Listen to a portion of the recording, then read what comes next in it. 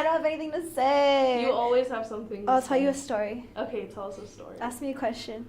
Do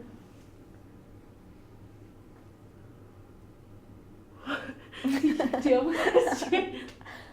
Tell us about your look. My Your look. aesthetic.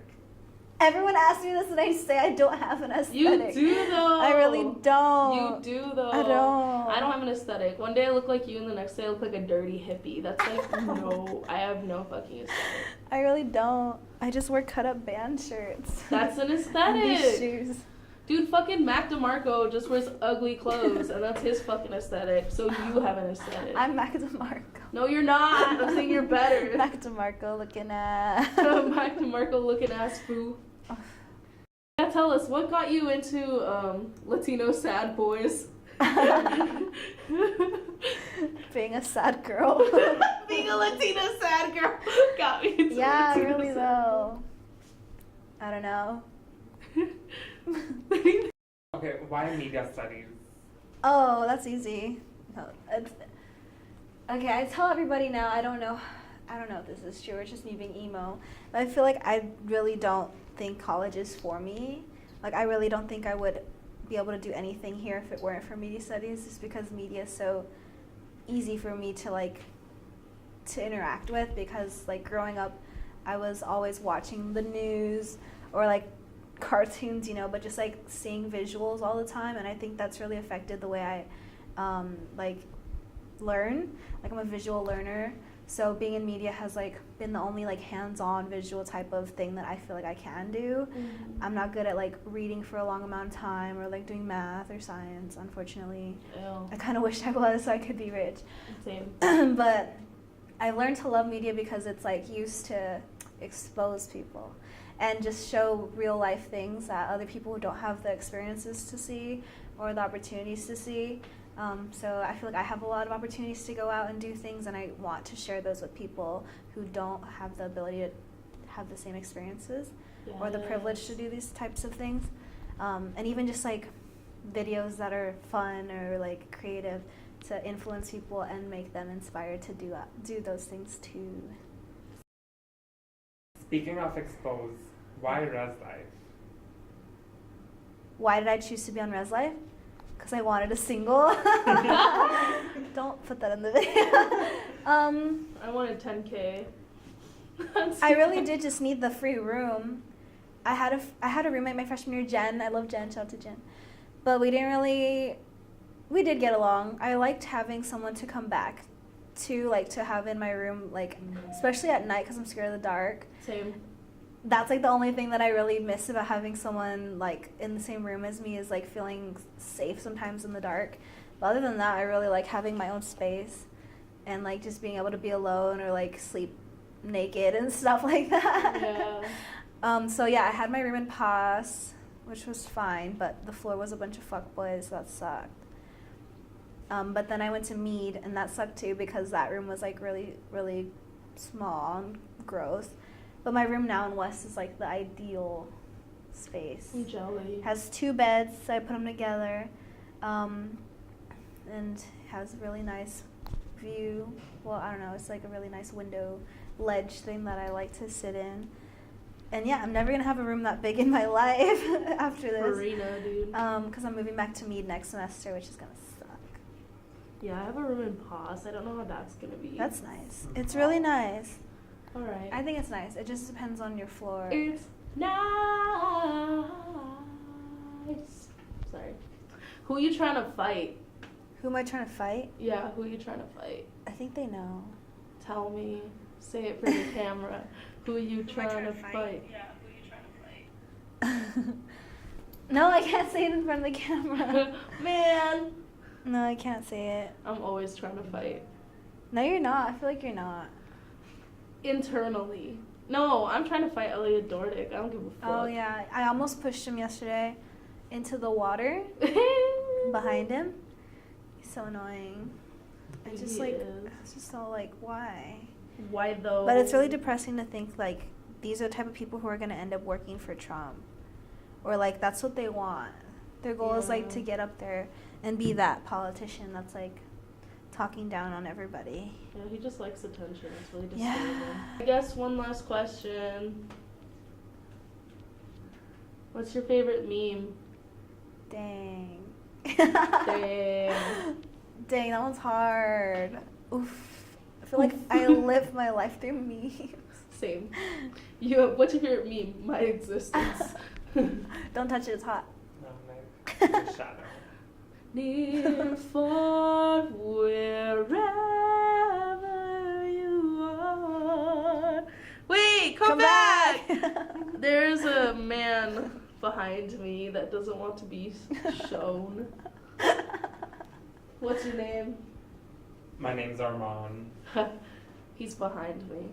But you guys can't see him, so is he real? Schrodinger's Armand. Ooh. Ooh. Am I even real? Maybe I'm just a voice. Okay, so this is crazy, but I used to think, like, what if, like, we all are just like those little, I think this was part of a video I saw one time. What if we're all just like little like play figures in like a board game and like someone is actually like playing us? Yeah, that's the Lego movie.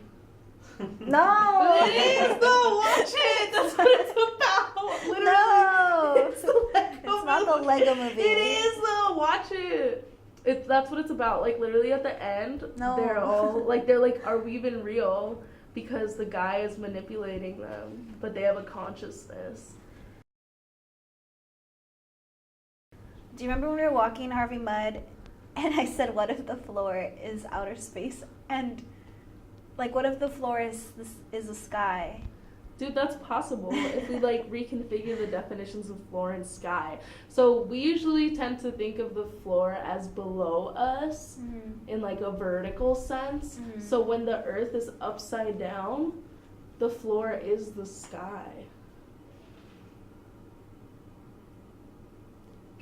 And like the world is turning. So what Yeah. if we're like here, but it's like, Exactly, that's what I'm saying. That could very well be us right now. whoa. I mean, maybe it is. Wait, springtime, we're like this way, but in the winter, we're like, woo.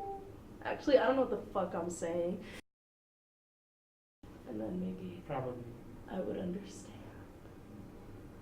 Do you It's my understand favorite emoji. me? Stand me? What kind of fuckery is this?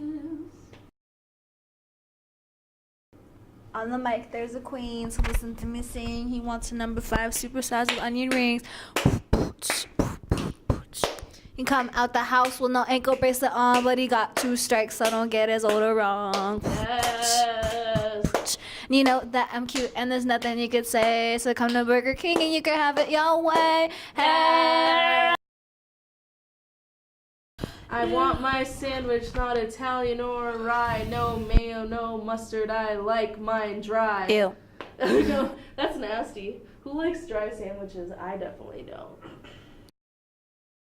Selfie mode. Go. Hi. Ew. Oh my god. I'm gonna talk about a very actual thing that happened. Okay. About climate culture. What is it called? Global warming. College, not climate. College climate? College I climate. thought you were gonna talk about the environment. No, was I don't know "Ugh." shit about the Climate on environment. campus is getting heated. Dude, did I tell you guys some guy in my class, I was like roasting him because he was like, oh, natural parks. And I was like, well, natural parks are racist because it suggests that humans, if they live somewhere, they'll destroy it. When indigenous people have been coexisting with land for ages, and also the national parks displace indigenous people. And this white boy, skinny white boy from Seattle, looks me dead ass in the eye and goes, the environmental movement isn't just about making national parks. And I'm like, oh my god, I had no idea. Thank you so much. Wow, I really wanted our earth to burn, you know. Bitch ass. Yeah. Anyway, you can say your story. I just needed to say Okay, that. well, it's about that time we were walking to Harvey Mudd and we saw that girl passed out on the floor. Yeah. Okay, so yeah, this is like something I want to put out there. Is like, I don't like college campus climate. And like the idea that every weekend you have to get shit-faced drunk to like to have fun or like to celebrate the end of the week. Like that's something that I've like seen constantly. Like just partaking in it and like being around it, being an RA with dealing with it and like the repercussions of it. And yeah, it's like really terrible if you think about it. So we were walking into Harvey Mudd and we saw this guy and this girl. I wasn't drinking. This guy and this girl passed out, or the girl was passed out on the floor. The guy was looking at her, just like rubbing her back or something. Remember? Mm-hmm. And her dress was all up because she like literally just fell on the floor, and what she was wearing just like flew up, so her butt was out. And this guy's just like rubbing her back, and I'm just like, is she okay? Like, what are you doing? And he's like, oh, she's tired. And I'm like, nah, like she's passed out. Like, why don't you call somebody or to go get help? Have you done anything? Like, what? And he was like, no, she's fine. I'm like, no, she's not fine. And I was like, I'll be right back. And then we were like looking for an RA. Harvey Mudd doesn't have RAs. Supposedly they have proctors. So we went upstairs because someone was like, because I knocked on a door and they're having a party. He's like, oh yeah, the proctor lives upstairs. So we go upstairs and she's like holding a glass of wine. I was like, are you the proctor? And she's like, yeah. And I was like, can you come down and like check out what something I think is like not safe is happening outside? She's like, sure. So we go downstairs, and at this point the guy has like other friends with him now, and they're like convening to like figure out what to do with her. And I think she woke up, so they were like, should we like move her or something? And then so like we walk down, the proctor's like, oh, that's Jessica or something. And I'm like, okay. And she's like, oh, that's just Jessica. Like, as if that like doesn't, like, because they know this happens frequently, that it's not a problem. And I was like, so are you just gonna like, and she's like, yeah, she lives here, she's fine, like this happens, like it's just Jessica, you know, it's like a tradition basically. So that really made me kind of think about it a lot. And I was like, so it's like a thing that's normalized, and basically because it happens so much, we're just like not even concerned about what it means.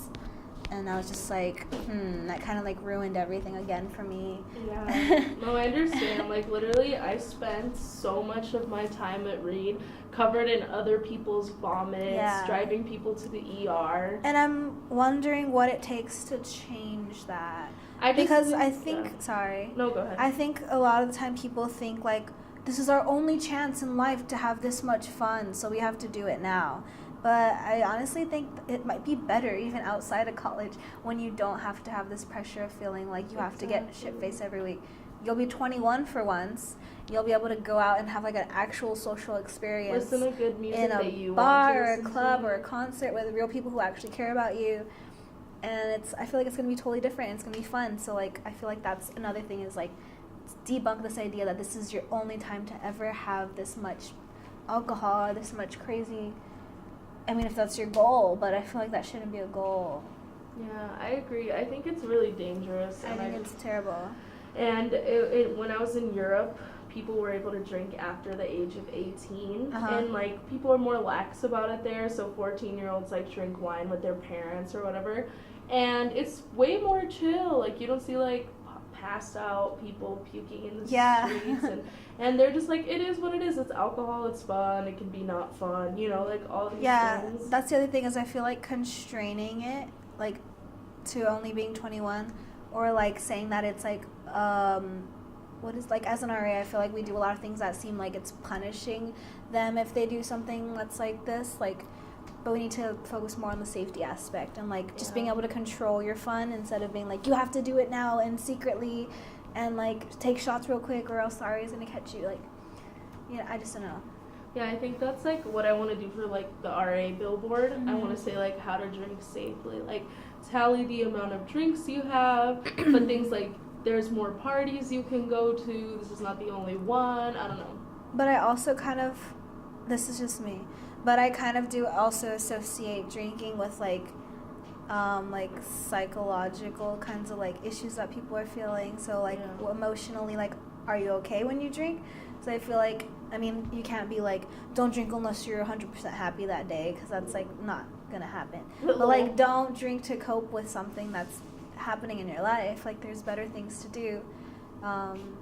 Exactly. And I feel like that's something that needs to be addressed too, is like people just like drinking because it's like gonna help you deal with something for that night, but it's really not. No, it's not. Actually, I feel like when I'm sad and I drink, I just feel way worse. And angry too. I start getting kind of violent. Like, Yeah. I want to punch shit. I'm like, come at me. I don't drink if I'm sad. That's good. Yeah. Don't drink if you're Yeah. sad. Yeah, don't drink if you're angry or Jen's sad. here.